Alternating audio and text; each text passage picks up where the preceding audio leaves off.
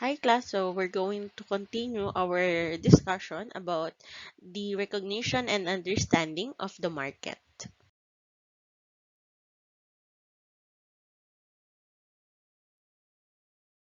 So for today's lesson, we're going to discuss about customers in terms of target market, customer requirements, and market size. In starting up a business, so we often hear that we need to know our target market or we really need to cater the needs of our target market. But let us discuss first what target market means. Target marketing is a process of finding and studying potential customers. So, in identifying our target market, we aimed a particular group of consumers which we will cater their needs. Like, for example, we offer them a product or we offer them a service. So, an example of this target market is like if we're a small business that wants to retail clothing and then we directly promote efforts of women. So our target market is mostly women. Aside from that, if we can also target people over their age. Like for example, we're a company who sells life insurances for people close to retirement age. So our target market is the people who are nearly the retirement age. So around 50 years old and above. So that's what target market is. So we are finding our potential customers. So to understand more, here are the importance of doing a target marketing process or analyzing and understanding our target market. So, target marketing can be a valuable tool for small businesses. So, why? First, it allows small businesses to develop products and marketing mix that fit a particular niche. So, meaning, there's a specialized section in the population na magkakaroon ng interest dun sa product or service na i-cater mo or na ibibigay mo sa kanila. And also, magkakaroon sila ng interest dun sa product na yon. And then, it also allows small businesses to focus their resources on a specific customer base. So, usually naman kasi, di ba, yung iba, nagbebenta ng gato, ng ganito. So, marami silang binebenta and then wala silang particular target market group. So, if meron silang target market, so ibig sabihin, kung ano talaga yung gusto nilang i-cater or kung ano talaga yung sa tingin nila is makakatulong para mag-grow yung business. So, mas maganda na doon magfo-focus talaga lahat ng resources nila. Like, for example, um, you believe that size doesn't matter, especially with girls. So you're an advocate of plus size clothing. And then you focus more your resources in producing a product or products that revolves around that target market about the plus size women. So, hindi ka na yung parang meron kang pang plus size, meron kang pang smaller size. So, parang you're going to stick to a certain target market and then mas ifo-focus mo din yung resources mo and it will also allow your business to grow upon, of course, a proper management. So, if nakaka-save ka sa resources, and of course, you're going to maximize your profit. And then, it will be a primary function of marketing management because if you know your target market, you can produce well and you can analyze well how can you market your products or your services within those people or population. Here is a story of how target marketing helped a business. So, this is the fly fishing story. So, a nationwide manufacturer of fishing equipment is looking to sell its newest, most innovative fly rod. So, in order to determine which customers might most likely to purchase this top of the line rod, the CEO of marketing decides it would be a waste of time and money to randomly market this product to the entire US population, because as we all know, US is so big. So especially because this fly rod is most likely to appeal die-hard outdoor enthusiasts and fishermen and not your everyday suburbanite. So the questions were, where do these outdoor enthusiasts live? Where do they shop? What websites do they visit? Where do they go to fly fish? So rather than the CEO waste money shooting in the dark, so this savvy CEO decides to conduct market research, and he or she uses tools such as demographic reports, market surveys, and trade shows to determine which customers would be most likely to purchase the new fly rod and how to market them and their vulnerabilities. So, as you can see, class, so kaysa mag-waste ng resources yung company, so talagang nag-direct na sila into market research wherein they really trying to understand and they really trying to recognize kung sino ba talaga yung target market nila. So once he or she has this information in hand, the CEO can more efficiently spend their limited resources to persuade members of the target group or groups to buy the rod. So advertisements and promotions would then be specifically tailored for each segment of the target market, including emails, web banners, flyers, magazine advertisements, television advertisements in specific markets, etc. So, parang, 'di ba, nalalaman mo kung sino talaga yung i-cater mo na group. So, parang ano 'yan, pag kunyari, um, willing ka ba na tumaya sa isang bagay na hindi mo naman alam kung saan tutungo or hindi mo naman nakikita directly kung ano yung pinipinpoint mo. So, iyan din yun sa mga businessmen. So, masusunod nila na alam nila kung sino talaga yung target groups nila. Like, for example, mga skincare products. So, they're opening a line. So, para ba to sa mga oily skin or para ba to sa mga dry skin? So, yun, nagkakaroon sila ng target group and then from there, nakakapag-mas tailor sila ng maayos na advertisement and marketing promotions na mas mape-persuade nila yung mga tao dun sa target group na bumili ng product nila or mag-acquire ng services nila. But the question will really be how to find your target market. Who will be your customers? Who will buy your product? So, you identify and serve a particular customer group, so that will be your target market. So, one way of finding your target market is through market segmentation. So, market segmentation is the process of dividing a market of potential customers into groups or segments based on different characteristics. So, meaning yung segments that are being created are composed of consumers who will respond similarly to marketing strategies and who share traits such as, for example, similar interests, same needs, or locations. So, how can we do market segmentation? So, first one is we define the scope of your product. So, is your product international or national in scope? So, meaning, ibebenta mo ba siya dito lang sa atin or locally, or you have the plans of selling it internationally? And then, is it likely that you will sell it primarily in your own region or community? So, will you start only on your, for example, sa barangay nyo lang or sa community nyo lang? So, parang naghahanap ka ng scope or aalamin mo yung scope kung hanggang saan muna aabot yung product mo. So, that's the first thing in market segmentation.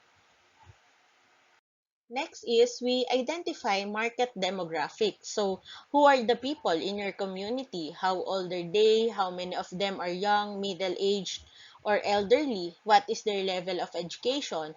What is their income level? So, dito, kikilalanin mo na kung sino yung mga gusto mong maging customers talaga. So, for example, na pag-desisyonan mo na you will be selling in your community lang. So, alamin mo kung sa community nyo ba, ilang taon na yung mga tao or ano ba yung mas nakakarami, yung mas bata ba, or middle age, or yung matatanda ba. So, ano din yung level ng education nila, and of course, their income level or yung mga disposable income nila.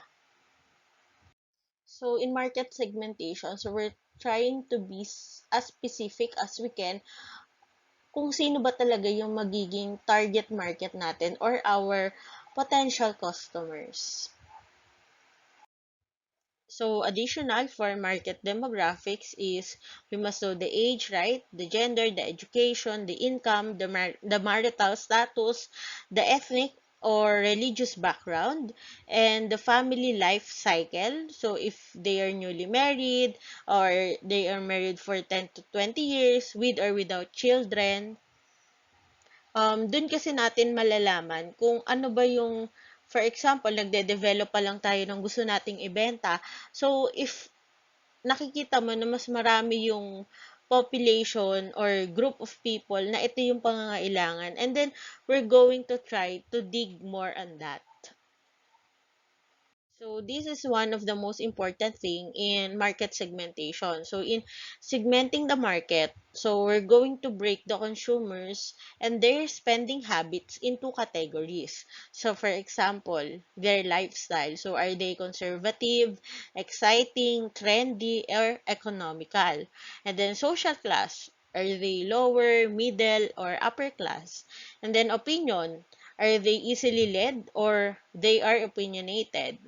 So, kung ano din yung mga activities and interests nila like sports, fitness, shopping, books, and then their attitudes and beliefs. And then, if they are technologically driven, likely to purchase items online or not. So, iyan yung mas tinitignan din ng mga entrepreneurs or yung mga magbubukas pa lang ng business. Like, kasi kailangan mo talagang kilalanin yung mga customers mo. Kasi una sa lahat, meron ka ba talagang magiging customer sa binabalak mong business?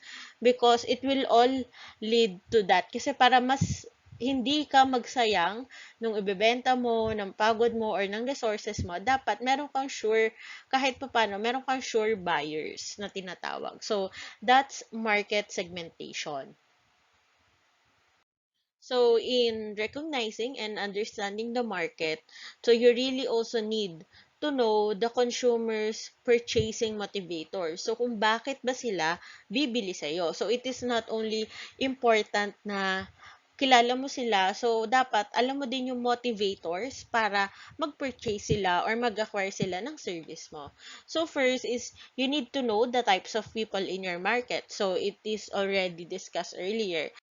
So, you must also know who you'd like to target.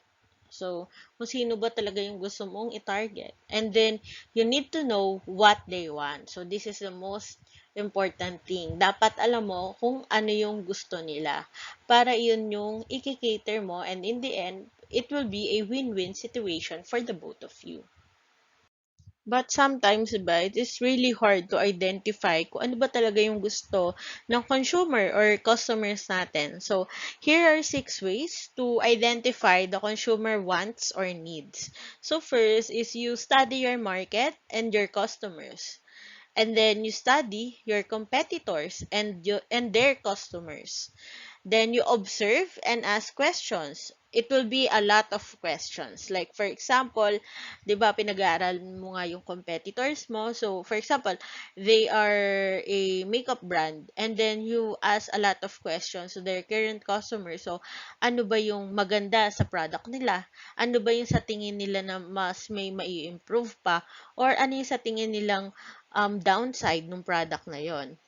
And then, you will find out what customers will respond to in your type of product or service. So, through that, malalaman kung, ganito pala yung gusto nila. Ganito pala yung hinahanap nila.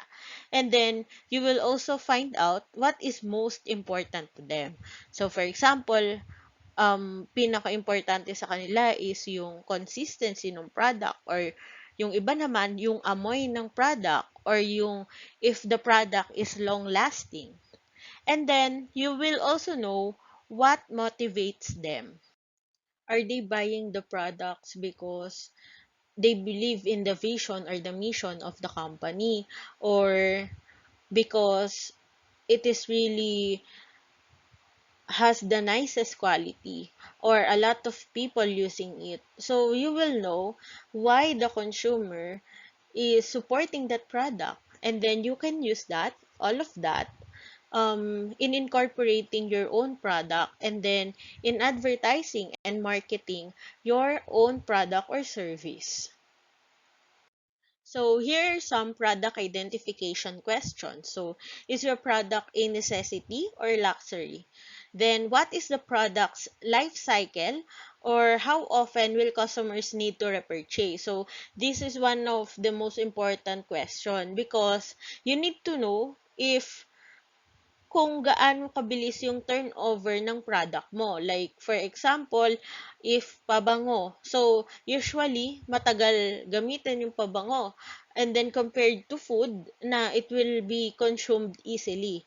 'Di ba? So, parang, mas mabilis yung ikot ng pera or ikot ng sales mo dun sa mas mabilis na mako-consume ng customers. Unlike dun sa product na mas matagal bago maubos ng customer, so mas matagal din bago sila bumili uli. And then, balikan natin yung sa necessity or luxury, dito mo din madedetermine kung sino ba talaga yung tina-target mo. So, if necessity, so yung mas nakakaraming tao. And then, if luxury, so meron lang, di ba sa Philippines naman, we all know that mostly dito is below middle class pa nga ata, rarely middle class or below middle class. So, konti lang talaga yung mas makaka-afford nung product if luxury. So, then, what is the product's availability? So, it can it be readily available, or matagal yung magiging process para makapag-come up with that product? So, for example, meron ka na agad supplier. So, ibig sabihin, mas mabilis mong magiging available yung product. While kapag kunyari, i-import mo pa siya galing sa ibang bansa, so dadaan pa siya ng customs and then ng maraming bagay. So, mahihirapan yung availability ng product. So, papasok din kasi doon yung parang turnover ng pera mo, 'di ba?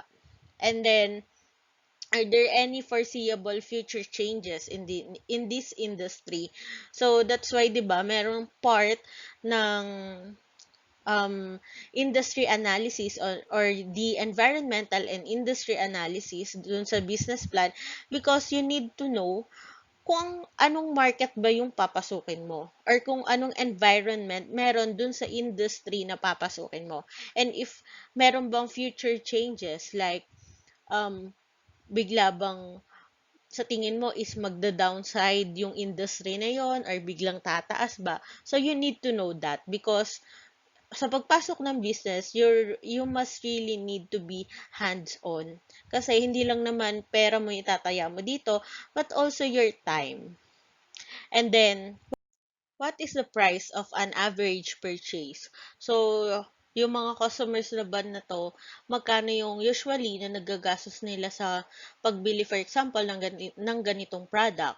So, from that, you can use that in analyzing your pricing strategies, or kung paano ba i-develop yung product para mas maging, parang yung term na makamasa. So, mas marami yung mas makapag-acquire ng product or service mo.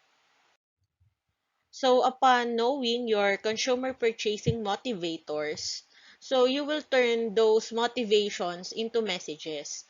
And then from the targets and purchasing motivators you've identified, so you will start with one or two words you want to associate with your business.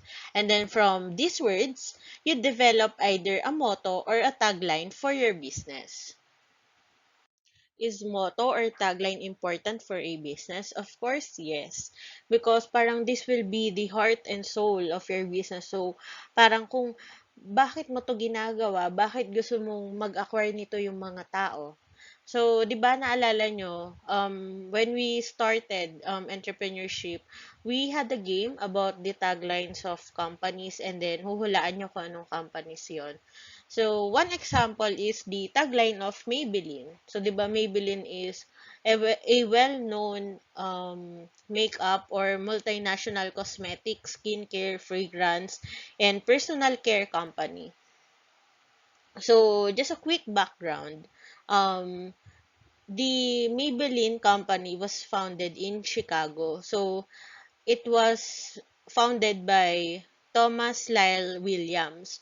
So, kasi si Williams, meron siyang older sister who usually apply Vaseline and gold dust sa eyelashes niya to give them a darker, fuller look. So, yes, the first ever product of Maybelline is mascara.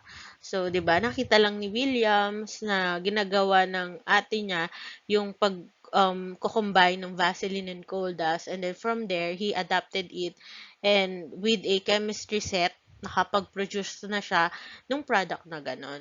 So, again, ano nga ba yung tagline ng Maybelline? So, first slogan nila is Maybelline, Maybelline, Ooh La La, which was used until 2001.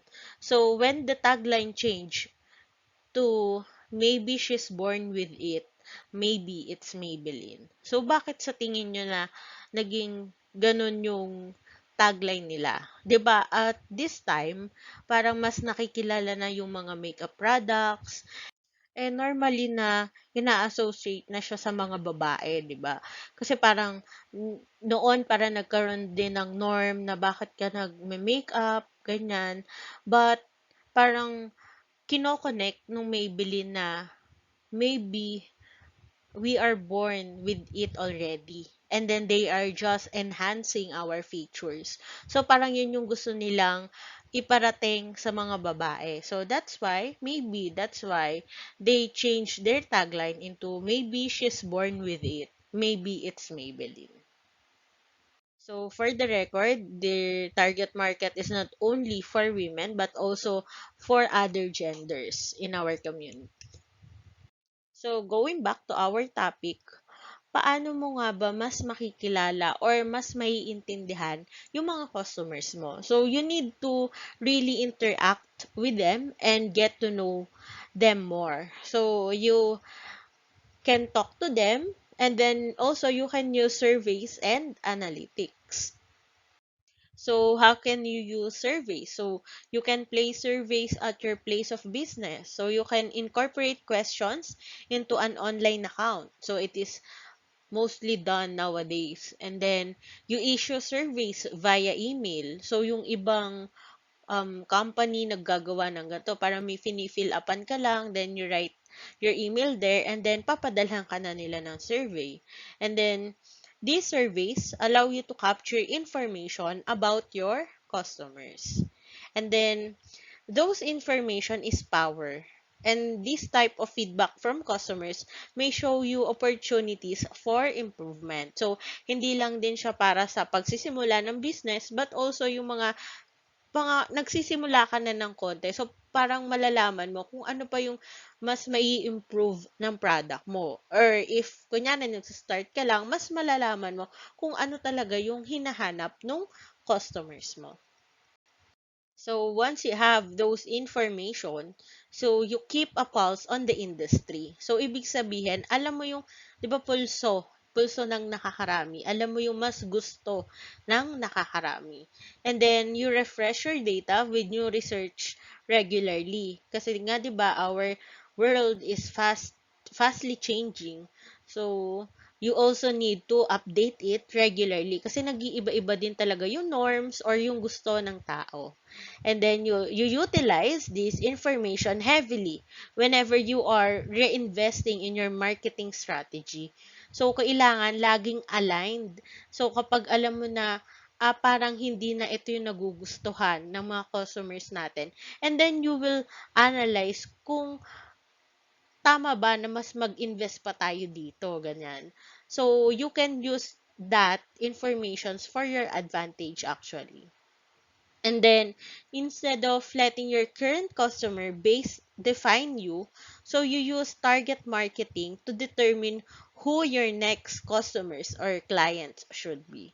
So, that's the positivity in target marketing. So, hindi ka lang parang nagpapa-define sa current customer mo. Rather, ikaw mismo yung nagde-determine sino ba yung mas tama or sino pa yung mga susunod na magiging customers or clients mo. So, doon magsisimula talaga yung business or improvement of your business. And that's the end of our topic for today. So again, that's customers in terms of target market, customer requirements, and market size. So for our next lesson, so it is in relation with this topic, is the customer related concerns through interview, focus group discussion, and survey.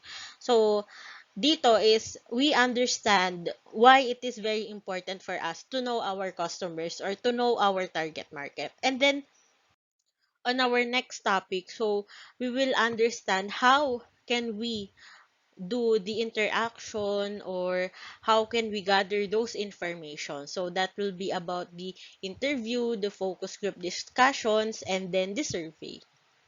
So, kung paano natin siya i-conduct or ano-ano ba dapat yung malaman natin about FGD and survey. So, again, class, if you have any questions, so feel free to message me or ask me. That's all for today. Thank you, class, and God bless.